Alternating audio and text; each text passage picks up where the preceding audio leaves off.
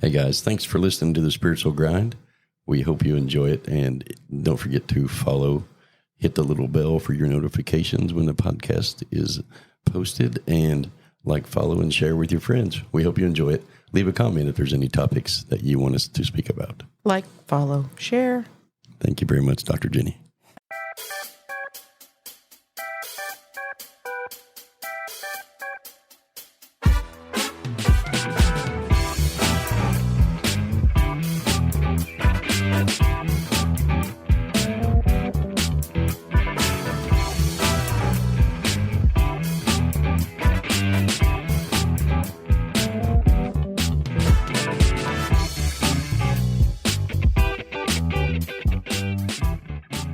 Hello, Grinders. Welcome back to the show.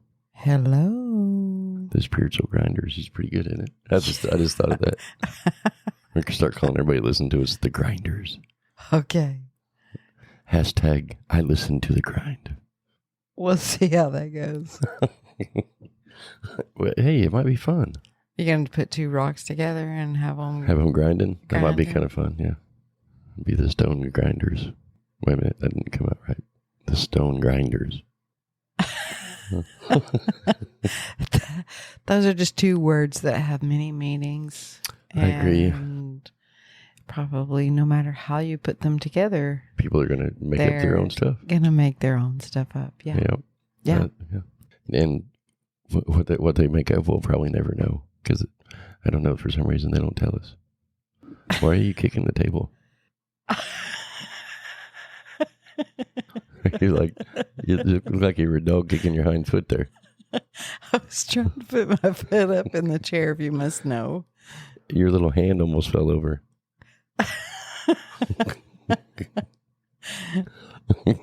I have this palm reading hand that has the sun, the moon. That's what he's talking about. Hey, you know what I got the other day? Oh, Lord. I got a Luna guitar. That's kind of cool, isn't it? It is a very cool piece of It's got henna tattooing, and it's got the moons on the frets. Yes. The moon cycles. That's pretty cool.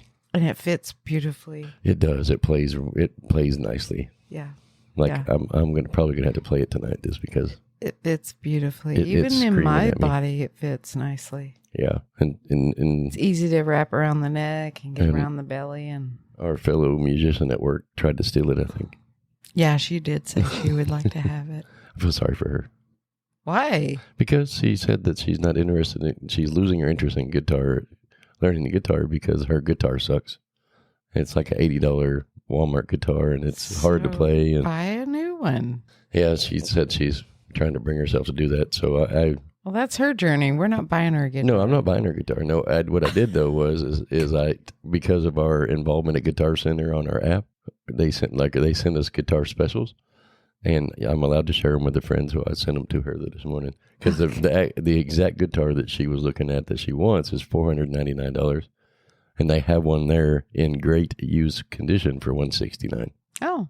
And so I sent it to her this morning, so we'll see if she went and bought it or not. She didn't even reply to the text, so I don't know. But anyway, so I hope she learns it because she's actually pretty good. Pretty good for a beginner. A beginner like me. Like me. Hey, guys. I guess we probably should get to the topic, huh? We're waiting on bated breath for the topic. Does bated breath means like, what does that mean? Like smelly breath or? It could. Like need chewing gum? Halitosis maximus? Need a Tic Tac? You know, my topic today is a pretty good one because I'm curious to see which direction it goes in. Okay. And embracing the unknown as spiritual people. And we create our reality. When something happens in our reality that we don't feel like we created, it's kind of unknown. It can be anything. How do we embrace that? And how do we look into that? That's what my thought is. Because what brings it to mind is, I had that accident in front of Walmart that day. Mm-hmm. And I don't feel like I created that. I don't know what part in somebody else's life I was playing that day. Because nowhere in my reality did I create a car accident, nor did I do anything to create a car accident. But yet it happened. And so that's what I was thinking about today is when you and I were having our discussion earlier before we went to eat, I was I was thinking about things that's been in my reality that are unknown. Like, we don't know why they're there. And how do we embrace those? How do we look at those and figure out what part of that was ours? What part of that was we were a pawn in somebody else's game? And what part of it, what are we supposed to learn from it if it's an unknown variable? That's your cue, Dr. Jenny. It's a deep topic, huh? Get your shovel. Where are we digging a hole? Well, I mean, I think the first thing you have to do is redefine creating your own reality. Okay.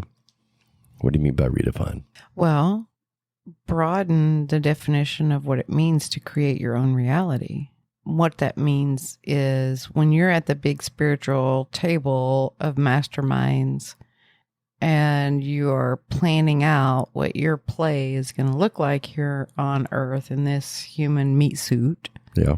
If you're not the one that is actually planning their play, okay, you're still being a character in someone else's play. Okay.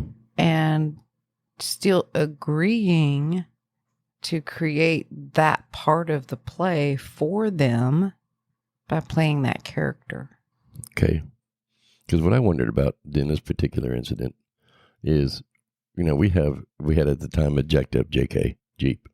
I mean, it was quite large and had a big bumper, and it didn't do a thing to our Jeep. It didn't do nothing, but it sure ripped the fire of that dude's truck.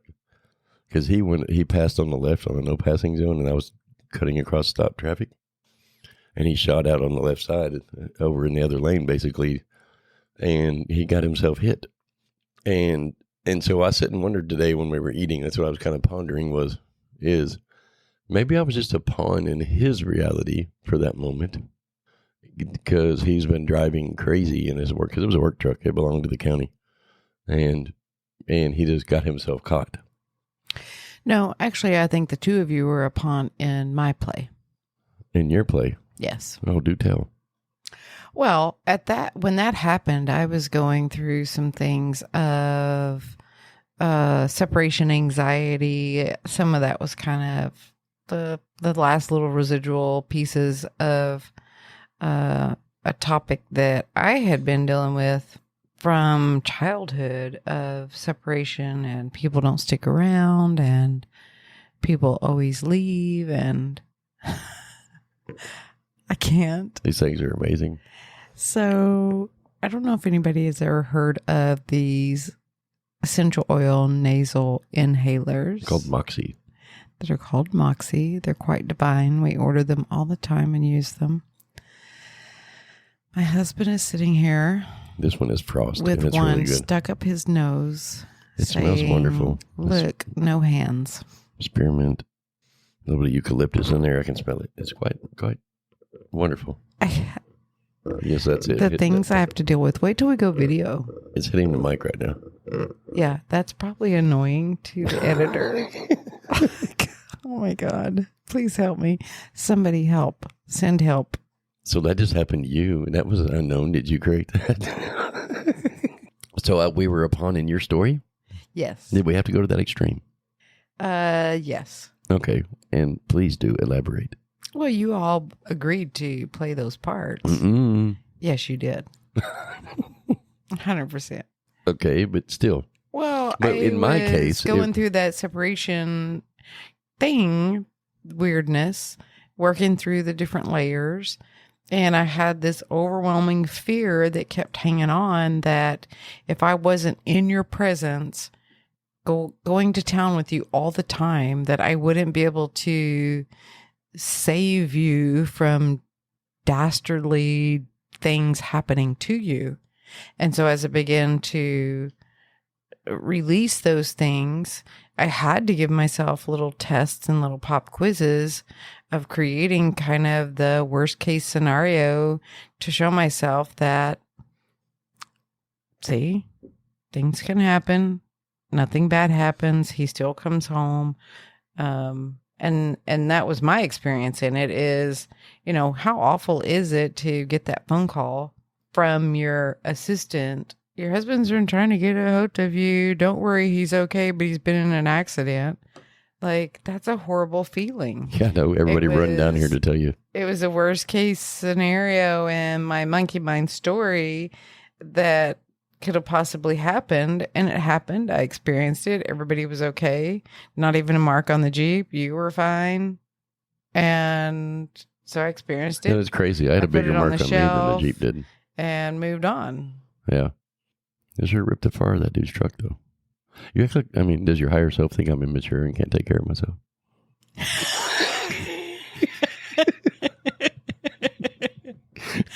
No, it's my human that sees you as a small... what do you mean? Well, I'm not immature. I mean, you do have a nasal inhaler stuck up your nose, not using your hands. So my human views you as a little boy imp who doesn't know how to behave when he leaves the house. And so I feel like I have to mother you sometimes. Yes. It's kind of funny. But if you're this person in that scenario, and if we didn't, like for example, if we were just a normal married couple that didn't talk, because we communicate very well a lot. Yeah. And most married couples don't talk that much. Right. I knew what you were going through. Right. I mean, but if I didn't know, because most people are not going to know. Okay. That they were a pawn in that game, so to speak, or in that scenario. Not really game. Game is probably not the right word. Game is a perfect word. It can cause that feeling of unknown of why did I create this? And so they start searching in their own world of what they created, and it causes confusion. This in other podcasts, and I've broken it out that it could be a few different things. It could be that you 100% created, period. I did. I'm not budging on that. I did, or you did? You helped create it. Okay. We created it together as a soul group. Okay. I said, I want to experience something like this. You volunteered to be the husband. Oh, pick me. Volunteered to be I'm going to get hit driver. by a train. I mean, it's all voluntary choosing to participate. Like, it's not done to you. It's done for you. And we all created it together. It's a creation that is done purposefully. Okay. That's the first thing to wrap your brain around, everyone, because that is a universal law that is in existence and it doesn't budge. There is a big fat period at the end of that. We create our own reality, and anyone that is a character in our play has agreed to play that part, period. I'm going to be devil's advocate for a minute. Okay. Because talking to you as a new person in the spiritual world, and I've just had a car accident. And you tell me that, or I hear your podcast while the police are waiting. I'm waiting for the police and all that stuff to do the investigation.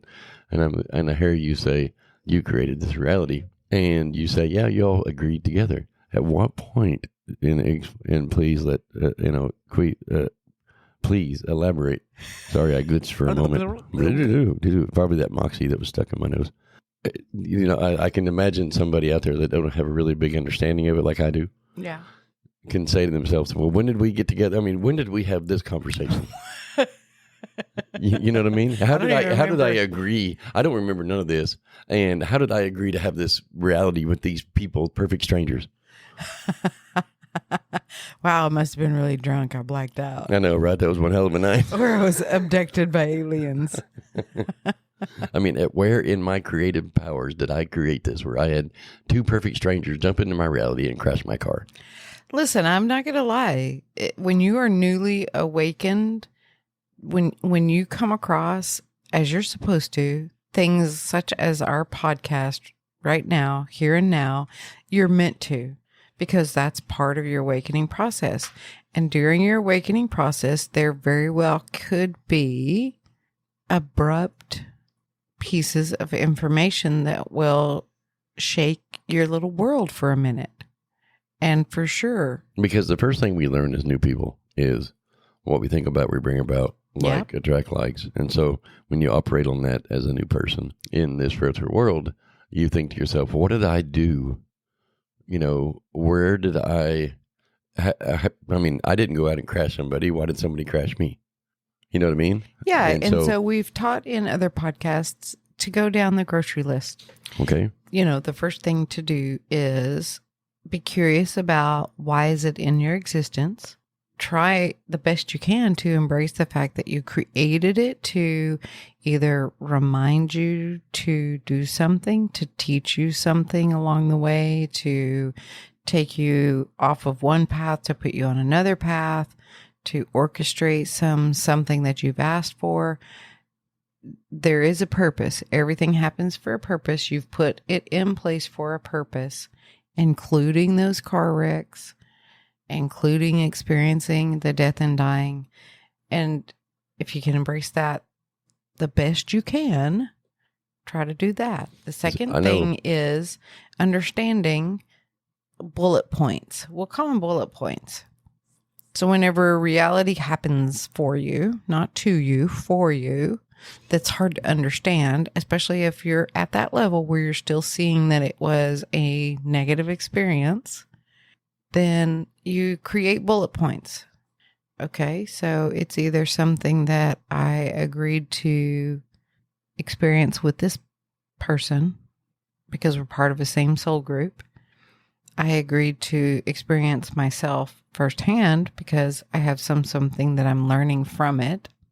Or it is some sort of worry or concerned energy that I've been carrying around. And as we first learn, like energy attracts like energy. So if you're constantly the sky is falling chicken who's worried and anxious all the time about getting in a car wreck or something bad happening to you or, whatever along that same vibrational frequency, then yeah, you'll hover around in that frequency and bring it about, possibly. What comes to my, well, I actually, I agree with what you just said completely, and in the process of learning all these things for people and getting to know what you're talking about and understanding on a deeper level, we still have human emotions that come in. Of course. And when, like, for example, everybody does it a little bit different, and it's kind of weird. Like when I got rear-ended in Tulsa, Oklahoma one time, there was this guy, it was a very well-known computer company truck that rear-ended two of us. And the one dude in the truck ahead of me, he jumped out grabbing his neck or whatever. And he actually was hurt. He had a pretty good cut on the back of his head from hitting the back window of his truck. And he gets out, and the cop comes over to him, and he's holding his neck, and the cop says to him, "Are you okay? Do I need to get you an ambulance?" And because there just happened to be a cop behind the guy that hit us. And he said, "Yeah, I'll take an ambulance, but I'm going to be okay because I'm about to get a big check." And he literally was like laughing about it, and he's going to get paid. And then on me, on the other hand, I'm pissed off because my jet ski's across the dang intersection. And there's no water. And there's no water in it because I had it in the back of my truck, and I had it leaned up on the back of the cab because my trailer had broken axle, and I was taking it to pick up the trailer. Right. And this dude rear ends me, and my poor jet ski just literally launches through the intersection through the air. It pulls through the air. And it lands over in the hospital parking, or the hospital monument sign, flowers, and it pretty much destroyed it. And I'm mad about this, and then all this happens, but this dude's happy. He's about to get a check. Okay. That's all he cares. That's all he cares about. And so as humans, we have a tendency So what did you learn from it? What did I learn from it? Yeah, what came of it for your learning and your growth and expansion? Well, I learned a whole lot about the insurance game at that time. I was young. I was like 19, I think, when this happened. Okay. The guy that was celebrating getting a check, he was probably in his mid to late 30s, something like that. But that whole scenario behind all of it was I learned a lot about the insurance game. But what I'm talking about in it is we have three individuals. This guy that hits me he is crying because he's about to go to jail for DUI. Yeah. And which the other guy, when he found out dude was drunk, that he celebrated even more. And I get pissed off even more because, he's celebrating. I'm going to get paid even more because the guy's drunk, And so it's all like how we handle it differently. But when we identify when those things come into our reality that we can't identify an unknown factor because we may not be awakened, it does cause emotions. And those emotions sometimes are not ours. Sometimes they are. Sometimes we're confused about where they come from and why they're there. Like I couldn't tell you why I was pissed off. I wasn't hurt. And I knew my stuff would be replaced. Right. I mean, but it's just an inconvenience. I agree. And annoyance to have to deal with the, going through the process of replacing your stuff and dealing with the insurance and getting somebody out there to tote it off. That's not convenient. None of that. And it disrupts your daily routine. Yeah. And it's just inconvenient. And so there can be lots of frustration or aggravation around being inconvenienced. Yeah. Look around. People get frustrated about that all the time. Yeah, but what about all these stories that ran through my head of, man, I'm 19. I'm going to have something on my record. My jet ski's ruined, or they're going to replace it because I had put a lot of money into it because it was souped up and fairly fast. And I ran through all these emotions of anger and confusion and much other things. And I could never identify what within that I created, but I didn't. I mean, I can identify what I learned. Okay. That's pretty easy. I mean, I learned a whole lot about myself in that and how to control my anger a little bit back then because my anger was pretty crazy. Yeah. That's a plus. I agree. But to stop and look at it now, I understand the process and how this was. We probably just us being in that scenario could have saved somebody's life because anybody else it could have killed them. There's many things involved in it. But. Exactly. I mean, you can speculate and put all different scenarios out there. The guy who was drinking, this may have been the wake-up call that he needed so that he could get his act together. Yeah. The guy that was going to make some money, he obviously...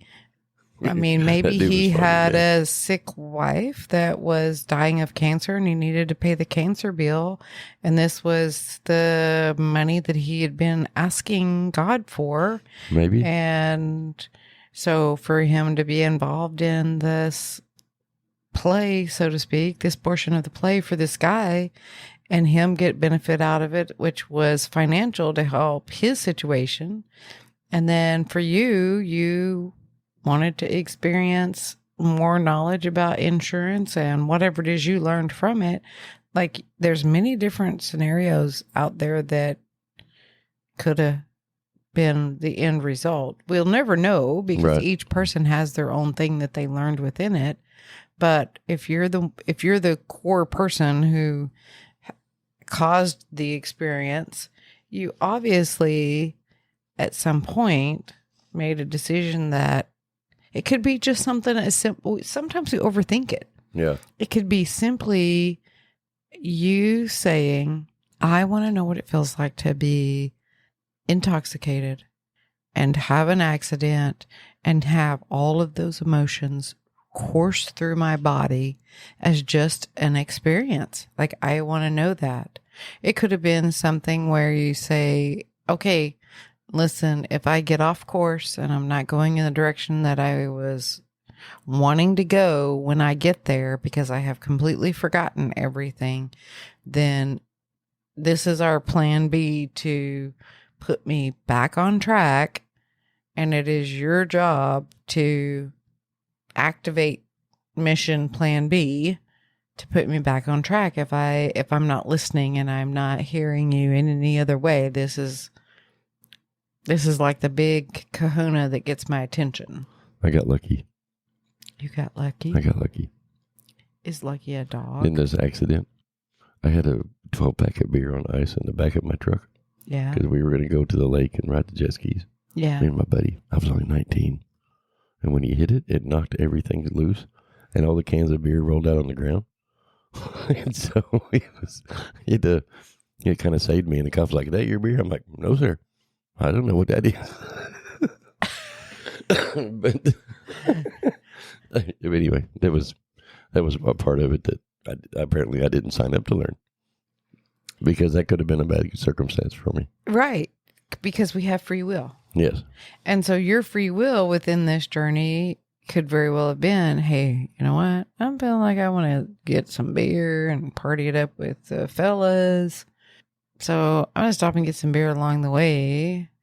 And if you're not supposed to experience the results of being caught with the beer, higher self is going to have your back, man. That's what I'm telling you.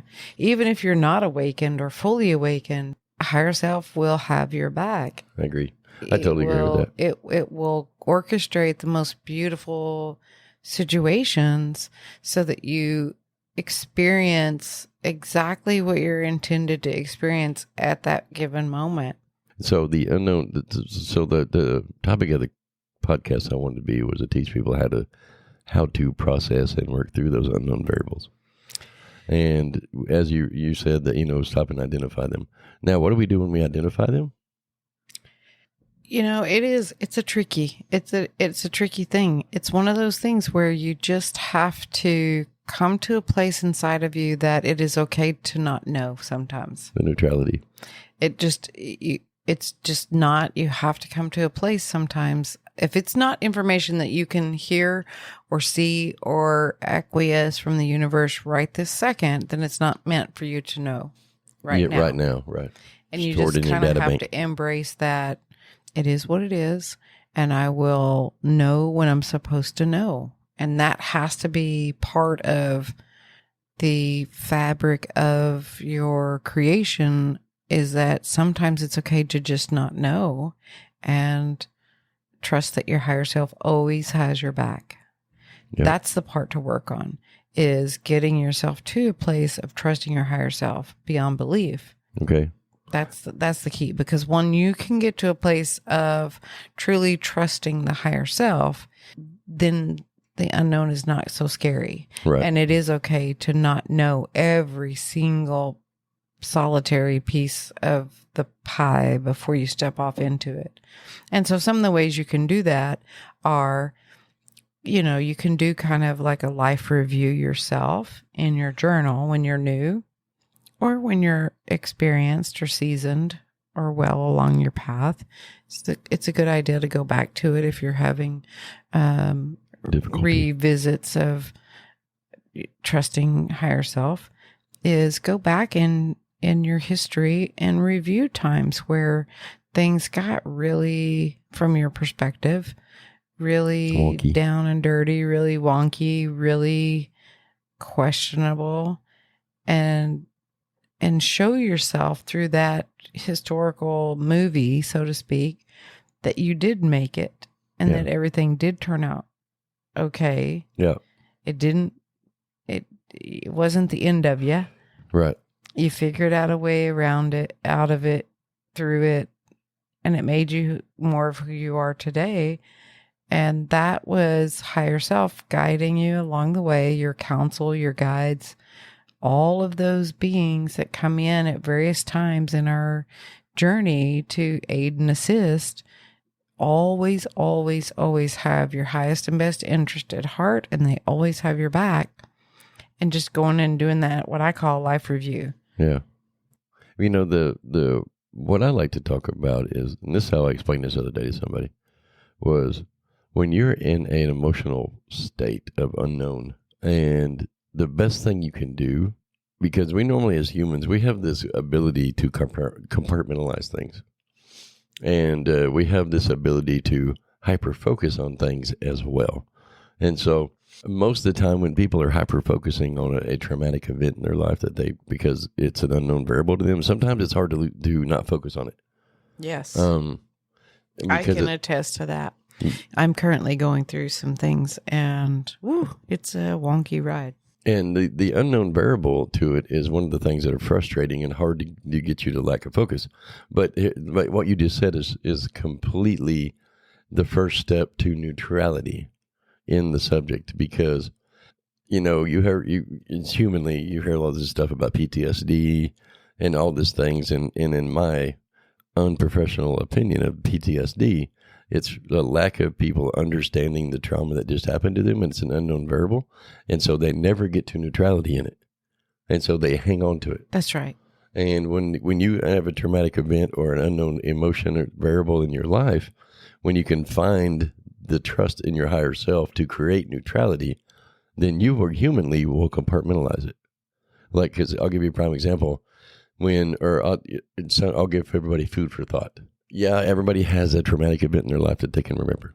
Yum, yum, yum, yum, yum, yum, yum, yum. What?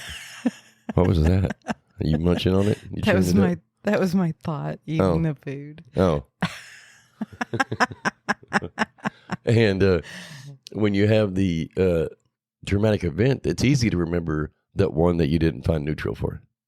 But if you stop and think about it and really put some focus into it, you're going to find out that you've compartmentalized a lot more traumatic events than you remember. Because you can ask somebody, hey, name a traumatic event in your life, and they'll pop off the worst thing in their life. Right. But you go through and tell them to name every traumatic event in their life, they can't.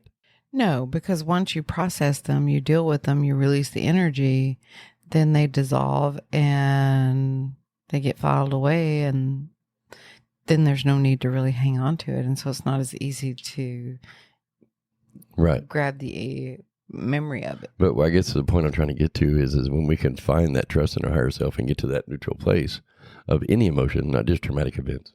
Yeah. Of any emotion, our human nature, by nature, we will stuff that sucker back into our subconscious somewhere and compartmentalize it. Yeah. And then we don't even think about it until something similar happens. Yeah, until something triggers that booger. Yeah. And brings it back up to the surface. We're like, oh, I've been through this. And it can be a positive or a negative. Yeah. And I've already conquered this beast once, so it can be positive, or I'm like, oh man, this is popping into my reality again. Why? Yeah. It can be a positive or a negative. But either way, the trick to it all is what you just said. On any unknown variable in our life is to find that trust in our higher self, in our higher being, and in our human self, to find neutrality and keep our eyes on the prize. And that is, of course, that pure, freeing, energetic being that we are. That's happy and go lucky and fly around. But in us, our human vessels will compartmentalize that stuff if we do it right. What is that laughing for? Because I visualized you flying around with a red cape. I kind of am Superman. Yeah, kind of am. I've been referred to as that. What was the guy that had the blonde curly hair? Oh, the greatest American hero? Yeah. And sometimes he would crash. Yeah, oh yeah, he crashed a lot. What do you mean? It's like every time he tried to fly, he flew into a building or more landed in the bushes. I was more visualizing that, not Superman, who's very... I'm trying to find neutrality in this right now.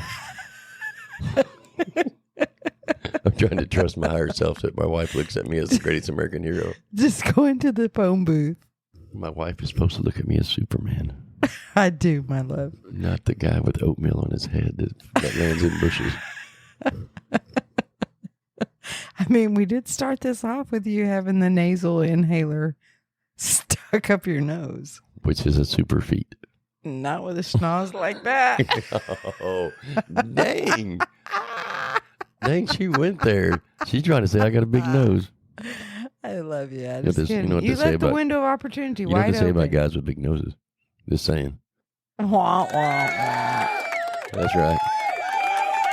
Yep. I have never heard anything about that. I think it's actually big feet, and I don't have big feet. Anyway. And so my wife I've now discovered that I have a traumatic event.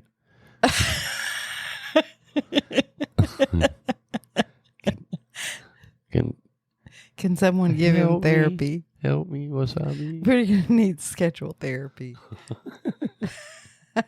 But anyway, so, I mean, that's really the key to it. And really, you can become a lot more successful in your world when you can find the trust in the experience, the trust in the higher self, the trust in the journey, and get it to a neutral place of any unknown. Yeah, sometimes you just have to keep repeating to yourself, trust the process. And let me define my definition for neutrality. And because some people define it a little differently. Okay. And I discovered this the other day in my Power of Thought seminar that I'm giving, is I define neutrality as a place of the peacefulness within it without an answer. Kind of like, okay, I can accept this for what it is. I don't know sometimes what I don't know what I don't know, and I do know what I do know, and it's okay either way. And so I'm just going to get to a point of just letting it be neutral. Yeah, that is a good point to bring up, because the the so what or the whatever energy, it can have two different types of energy tangled up into Agreed. it. Yeah. And so you got to be careful and feel your way through it. Right. If and you it's can't. a so what, I don't care. So what of a like giving up or hopeless energy, Yeah. or if it's a so what, who gives a bleep from like an angry standpoint, Yeah. or so you got to really check in with what kind of neutral place are you in? Are Right. you in that true You must high look at it. vibrational neutral place of peace that Right. it is okay to stay, it's okay to go? Or are you doing it as a kind of distraction or a deferment Yeah. from a place of anger or hopeless or any of those lower vibrational That's things? really the point that got brought to me. And when in the seminar, I was going over the emotional guidance system, and like this 7th or 8th level up on the emotional ladder is neutrality. Yeah. Which is one of the guys in the seminar, said, if you're neutral, that means you're complacent. No, I said, define that for me. What do you mean complacent? And he said, well, generally when you become neutral, you just become complacent. You let it go and you don't look at it either direction. He said, and for me, before I can close anything, I have to know one side and the other. And I said, well, that's because that's how you define your neutrality. Everybody defines it a little differently. Yeah. And that's okay. Work your process. But neutrality is not complacency. Right. Because neutrality is you getting to that spot. It's okay to compartmentalize it until it comes back up. Yeah. Or it's okay to release it and it just goes away. Not saying it because it's still contrast. What I would define it as well. So I would define it as when you think about that thing that used to cause you some sort of emotion, such as frustration, sadness, anger, and you get to a place where you've processed enough of or entirely all the beliefs, patterns, and programs behind it, you'll come to a neutral place on the emotional guidance system where when you think about that thing that happened, it does not give you it doesn't strum up or drudge up any of those emotions anymore. Then there's that kind of secondary level on the neutral scale where you're closer to peace and harmony and farther away from the lower range of the neutral, where when you think about it, it actually begins to bring in peaceful understanding. Yeah, that's what's next on the ladder. Acceptance and understanding is what's next. Vibrational energy, and you'll begin to feel that trickle in. Right, and so just to clarify, this is what I told the guy is when you hit neutrality, it does not matter how you define and how you get there. It's just a matter that you're now 6 steps above the worst emotion you can have. Yeah. And the next step is acceptance and understanding. And now that it doesn't matter how you get there, as long as you can find neutrality, because it's going to allow you to have acceptance and understanding. You have to go through this process. Well, and you most likely 9 people out of 10, they have to do the emotions prior to that because they can't necessarily get from where they were to neutrality in one big heaping leap. Right. Most people cannot do that. They just can't get to where they want to go from there. And so you've got to go through those different emotions. One of my friends, he has become a non-human. A nun? A non-human energetic being now. I was going to say, and, how did he pull that off? Well, I don't know, especially hanging out with me. But anyway, he used to always say, "It is what it is, and I am who I be." He used to always say that. Yeah. And for him, though, that was a way of not. It was just a way for him to not face reality.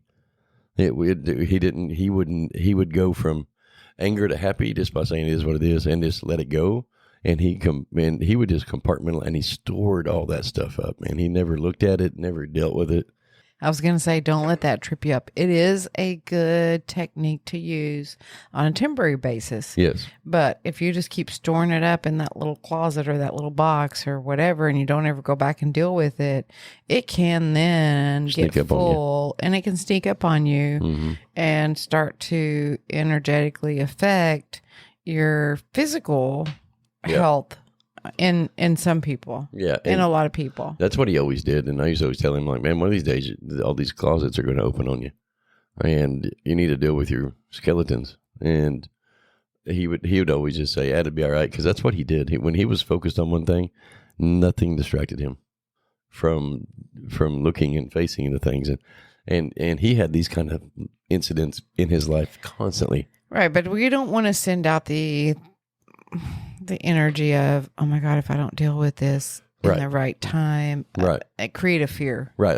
I guess I'm where I going was to cause some end of life heart attack or something like that. That's not at all what we're saying. No, that's not what I'm saying either. It'll just come to a head. Yeah. What I'm trying to say is knocking on your back door is going to be your higher self wanting you to handle it again and again and again. The same scenario will keep popping up into your reality. What was I looking for? Just in different Don't versions. be knocking on my back door. No. You ain't getting in. Well, I was going to say knocking on heaven's door, but I didn't want to give that. I didn't want to give that impression that if you don't deal with it, you're going to be going to heaven soon. And that wasn't my point. And so what I switched to was backdoor. But anyway, and so, but what I'm trying to say is spirit will keep putting it into your existence until you do face it. If it's something you need to handle now, and until you get to a neutral place of it, it can be a challenge, because sometimes if there's something that you need to look at to expand your awakening and your journey. Yeah. Spirit will keep putting it right in front of you, and you'll trip over it every freaking morning when you get up and that dang Lego's on the floor. That's right. Yeah. If it's time, it's time. And it'll just become louder and louder and more of a nuisance and more of a nuisance until you finally stop and pay attention to it. Even if it has to be a car accident that because that's what happens. It seems to your be car, man. What I have discovered over the years is it normally starts with something minor. Yeah. And then the more you ignore it, the worse, the louder it gets. Yep. Or the worse it gets, and it's like insanity. And so I've gotten now to where I'm kind of hypersensitive, and I just want to handle everything like right then.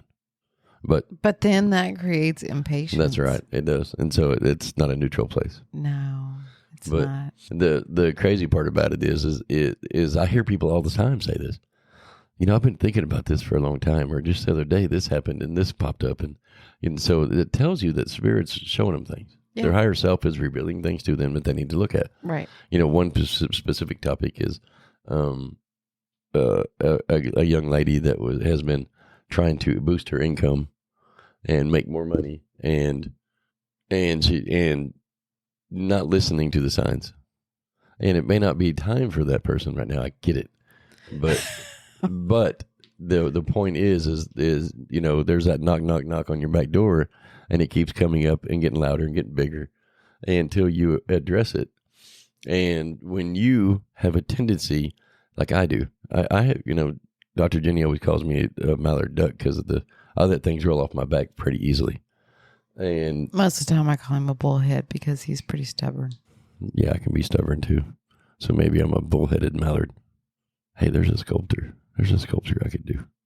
I could do a bullheaded mallard duck. Ooh, a flying bull. A flying bull. Good idea. I think they already did that, though. They did? Yeah, on the Red Bull. Didn't they? Give you wings. Yeah. Did they? I think they did on the commercial. I don't think they have. Anyway, so when we get to that neutral place and we compartmentalize things a little better than normal, things get a little easier, but Spirit will bring it right back into our reality if we compartmentalize it too early. Or too long. Or too long. Yep. Okay. What else you got? What else do I have? So, you know, I brought this. I think that just, you know, I feel there's a lot of have tos and shoulds, and I feel a lot of tension of, oh my gosh, oh my goodness, oh my goodness. I think that the one message I want to, just out in the collective energy, Oh, like we said they have to and they should? Yeah, a little bit. I did? I'm a bad boy. No, I just don't want to give that impression. Oh, okay. I just want everybody to kind of take a relaxed, a little bit more lighthearted stance. Because your higher self, as I said in the very beginning of this podcast, always has your back. Agreed. Always has your back. And so if you don't get it the first time around, higher self's going to bring it back around.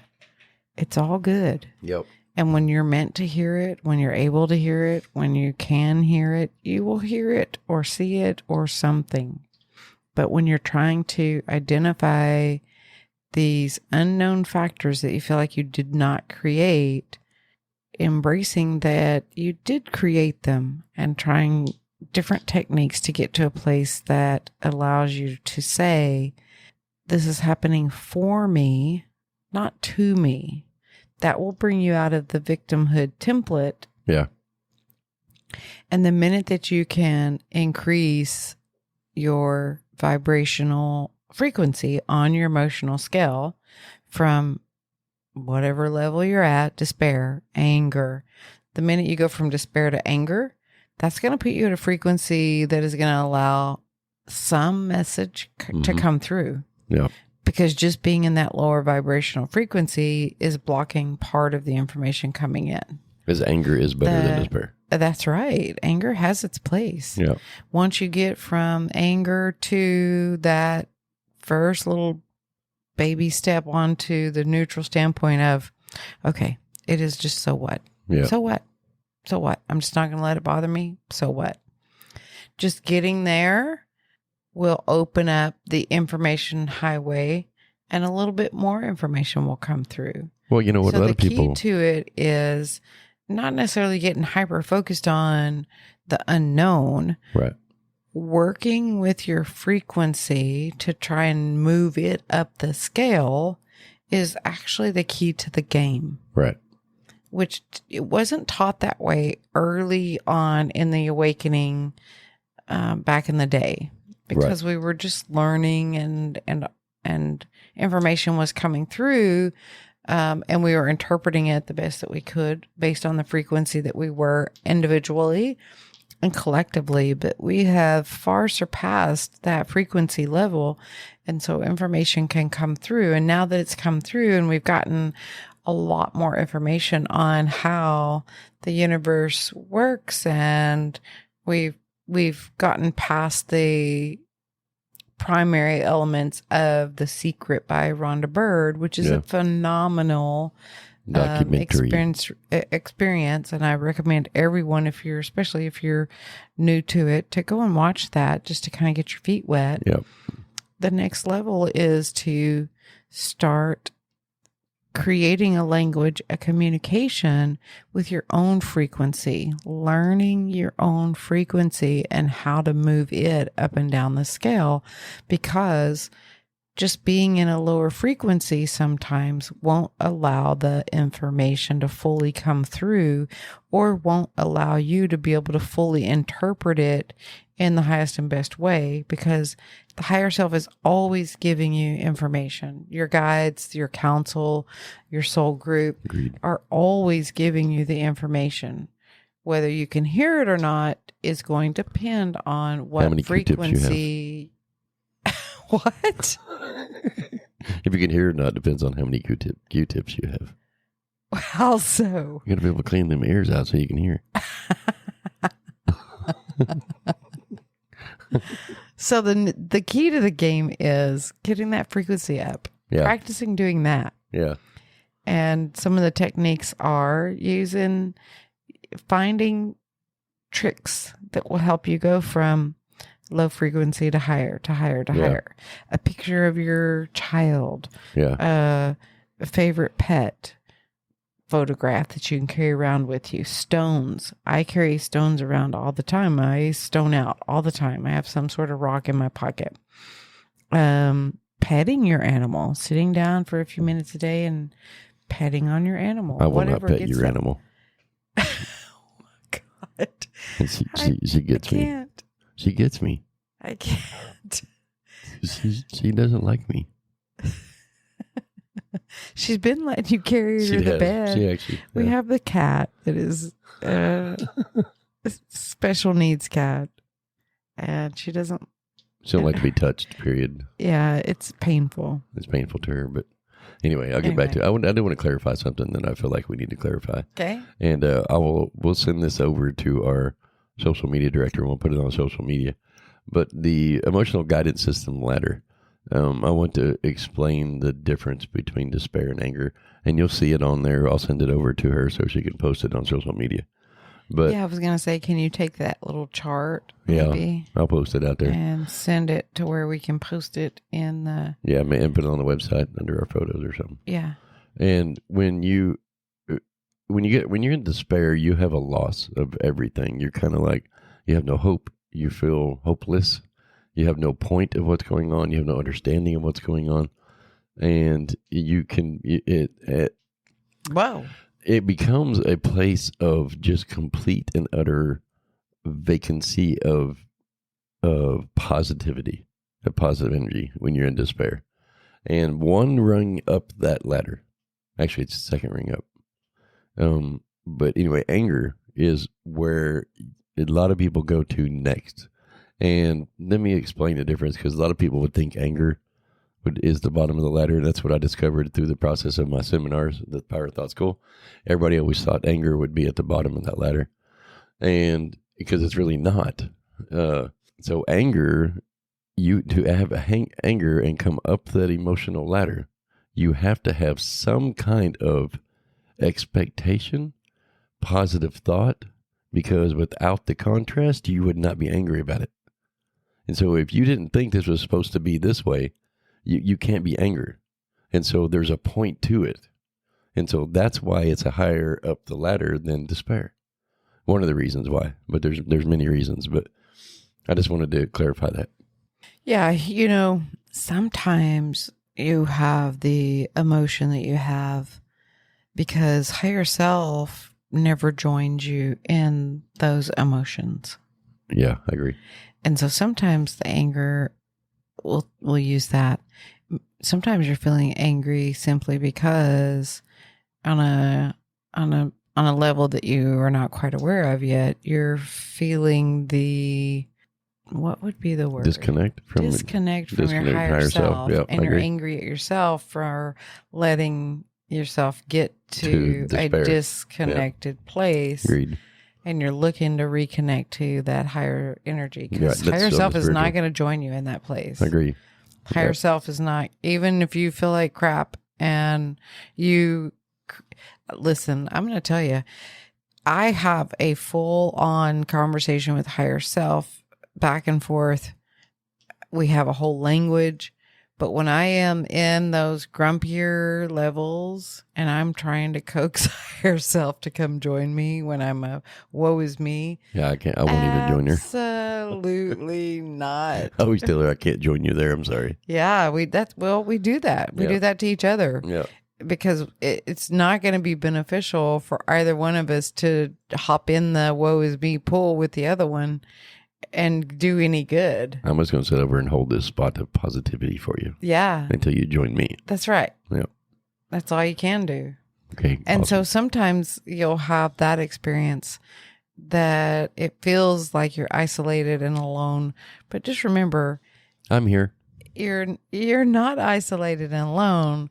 People are just holding that energetic level. Higher self is holding that energetic level of a higher frequency for you until you've processed your beliefs, patterns, and programs and perspective about where you're at. Agreed. And raise your frequency back to join them. Yep, I totally agree. That's a good way to close this. Yeah. That's perfect. You complete. So do whatever you can do.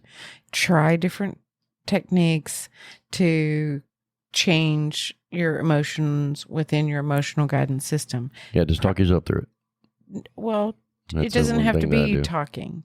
It may be a photograph, it may be a recording, it may be an affirmation that puts you there, it may be a memory. I used to go to the punching bag too. I did music, exercise. You've got to test different things out. Meditation, that. Yeah. sitting under a tree. start trying different things and noticing how they make you feel. Yeah. And then put those in your little virtual tool bag so that you can pull them out at any given time when you do get in those places of funkiness. Yeah, that's awesome. Good advice. Thanks, Dr. Jenny. You're welcome. You rock. You're the smartest. Man, I said that wrong. You're the dumbest smart person I've ever met. What? Or the smartest dumb person I've ever met. Something like that. What am I supposed to say? I don't know. You're digging a hole, man. And you better look out because I gave the couch away. So I know, you don't right? even have a couch to sleep on. That sucks. You've got a cat good thing tree. we ain't got a dog because I'd be in the doghouse. You've got a cat tree, and I don't think you're going to fit in No, that I can't bed. fit in that little thing. I don't think my foot would fit in that thing. Anyway, hey, we appreciate y'all. Yeah. Don't forget to look us up on social media at the Merc Centers. We'll put that emotional guidance system letter on there. This after she posts this, we'll send it over to our media and marketing director because we have one of them because we're cool and she's cool. Anyway, we love y'all. Like, follow, share. Don't forget to ring that bell. Look us up on social media at the Merc Centers. That is also our website, www.themerccenters.org. That is CENTERS, and it's MERC, and that is an S on there, .org. So, www.themerccenters.org. And on there is our phone number, and we will post that on social media. Appreciate y'all, and we hope y'all have an awesome day. Love ya.